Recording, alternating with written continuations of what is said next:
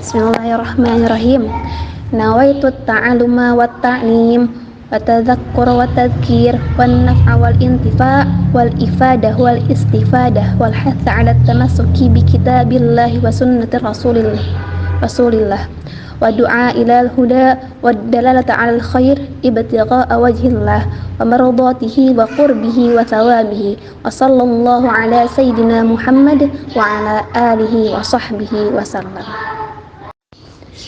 Nah, untuk pertemuan kali ini kita akan membahas tafsir-tafsir dari surah yang masyhur, maksudnya surah-surah yang sering kita baca. Kayak berawal, hari ini kita akan membahas tentang surat Al-Fatihah ya. Ketika nanti setelah surat Al-Fatihah mungkin kita bisa lanjut kepada ke surat Ar-Rahman, Al-Waqiah dan sebagainya. Nah, surat Al-Fatihah yang sering kita baca sebanyak 17 kali dalam sehari dan juga semua orang sudah hafal di luar kepala. Tapi pertanyaannya, apakah semua yang hafal pasti memahami maknanya? Nah, ayo kita bareng-bareng menyelami makna surat Al-Fatihah. Akan tetapi sebelum kita kepada tafsirnya, alangkah baiknya kita bahas dulu tentang gimana turunnya surat ini, kapan turunnya, dan keutamaan surat Al-Fatihah ya. Tadi Al-Quran selain menjadi hidayah adalah juga menjadi pedoman hidup.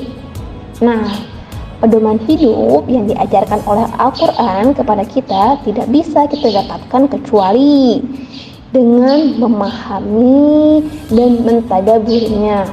Kemudian tidak bisa juga kecuali dengan meresapi nasihat-nasihat yang terkandung pada setiap ayatnya. Nah, untuk sampai kepada semua itu, maka kita butuh yang namanya ilmu tafsir, seperti itu. Apalagi di zaman sekarang, Islam itu kan sudah meluas, akan tetapi kemampuan memahami Al-Quran melemah. Syekh Saltut, seorang ulama Al-Azhar, beliau menyayangkan karena keadaan umat Islam saat ini yang tidak banyak memahami Al-Quran dan terkadang hanya menjadikan Al-Quran sebagai ibadah tilawah saja atau tabarukan sebagai ruqyah, seperti itu. Dan juga atau kadang niatnya lebih meminta rahmat dibaca dalam rumah dan hal-hal lain yang mana jauh dari pemosisian Al-Quran sebagai petunjuk.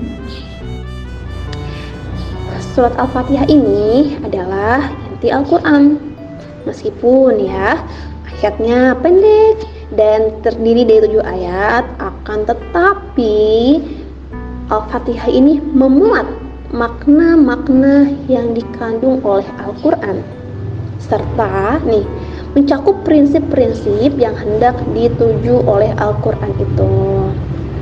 Al-Quran kan turun agar manusia mengenal Allah, kemudian memujinya, menyembah, bertauhid, kemudian dalam Quran juga menjelaskan tentang janji dan ancaman, kemudian ada tentang hari akhir, ada tentang kisah-kisah terdahulu, seperti itu. Dan semua tentang itu, persoalan-persoalan itu ada tercakup di dalam surat Al-Fatihah. Oleh karena itu, tidak heran jika Al-Fatihah diberi nama Ummul Kitab.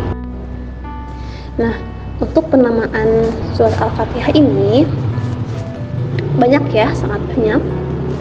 Selain Ummul Kitab, ada juga disebut Ummul Quran atau Induk Al-Quran, Sab'ul Mathani atau 7 ayat yang diulang-ulang. Kemudian ada Alhamdu, pujian, Asasul Quran, pondasi Quran.